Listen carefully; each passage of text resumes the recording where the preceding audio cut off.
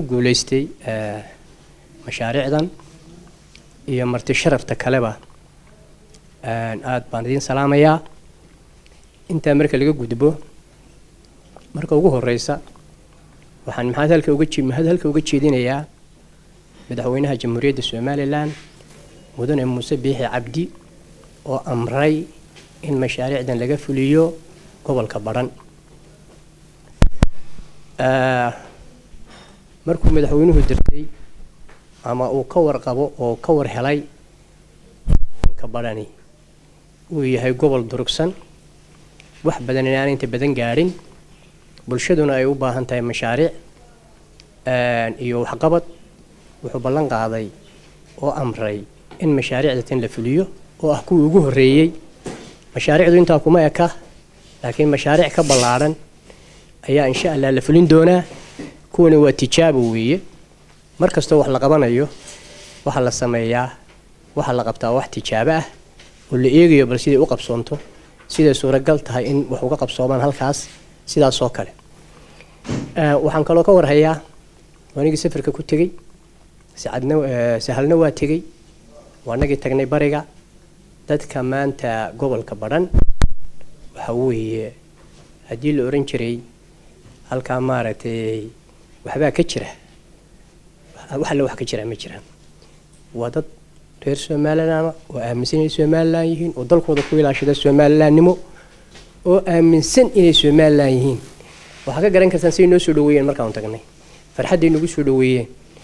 waxaad moodaysay markaan mareynay Badhan iyo Dhahar iyo kala tagnay labadayadu inay ciid tahay sidii maalin ciid oo kale ama habeen ciid oo kale fantasiyihi dadku dhigayeen wax kale ma jiraan meeshu waa durugsan tahay marka deewaan la iska warqabino anaguna waxaan ku dadaalaynaa sidii aanu isugu xiri lahayn shacabka iyo xukuumadda taas ayaanu maartay xoog saarayna dadkuna waa sugayeen mashaariicdan muddo dheerna waa sugayeen waxaan kala rabaa in halka ka xuso markii mashaariicda la naadiyay sifa sharciya la mariyay dadka deegaanada degaa dal iyo dibadba waa soo dhaweeyeen waxay u muugatay inaan haba yaraatee wax maartay ka dhiman ama ka dhimni doona projectskaas madaxweynuhu u amray aanay haba yaraatee jirin iyo meel loo looxin doona waxay u dhacday si cadaalad ah oo shirkaduhu si hufan bay shirkadda qandaraasyadu hawsheedu u qabatay shirkadahaasana sida aragtaan ku guuleystay waa dadaaleen nasiibkoodii bay ka qaadeen shirkadahana waxaan leeyahay kelmadaasi waxa weeye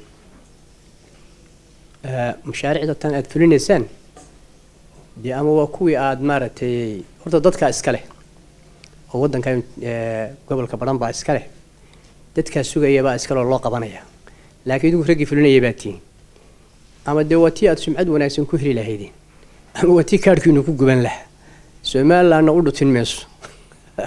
la fahanti laakiin waxaan rajaynayaa oo anigu aan qiyaasayaa ragga halka jooga waxay u eegayeen rag dhalinyaro ah rag ka duwan rag fara badan oo bariyo hore meelahan hadii mulqulayn jiray waxaan u maleynayaa inay mashaariicdaasi maanta si fiican u fulayaan waa rag ay soo xusheen dadka deegaanku odayaashu in walba deegaanka uu ka fulinayo laga soo xushay taageero laga siiyay ammaantiisa iyo magaciisa naloo sheegay aanu kala tashanay odayaasha iyo shacabka halka jooga ma garatay iyo kuna marka tartamay oo la tartamay saaxiibadoodii kale sidaana ku guuleystay marka waxa weeyaan hadii aanu xitaa anagu dareemi lahayn midkooda inuu sumcad xumo leeyahay annagaaba dacweyn lahayn halka joogna oo oran lahayn maartay shirkadaasi totally tartanka kama qayb geli karto si cad baan oran lahayn oo gabasho lahayn laakiin midaanu hadda xumaan ku ognahay ama wax ku ognahay ama dareenkiisa nala siiyay haba yaraatee kuma jiro waxaan rajaynayaa dhalinyarada ama raggaasi inay hawsha si fiican u fulin doonaan waxaan kaloo halka mahad uga celinayaa shacabka reer Soomaaliland intiisa kale oo isaguna jecel oo mar walba dhiiri gelinaya in gobolada bariga wax la qabto dadka wax loo qabto mashaariicda la geeyo markasta dadka wax la qabto waxa lagu xantaa waxa weeye nabad baan jirin nabadgelyada xun iyo waxaas waxa weeye waska xarfad baan ugu saga haystaa wax la isugu diidaye waxa la wax nabadgelyo xubno ka jirta ma jirto totally ma jirto marka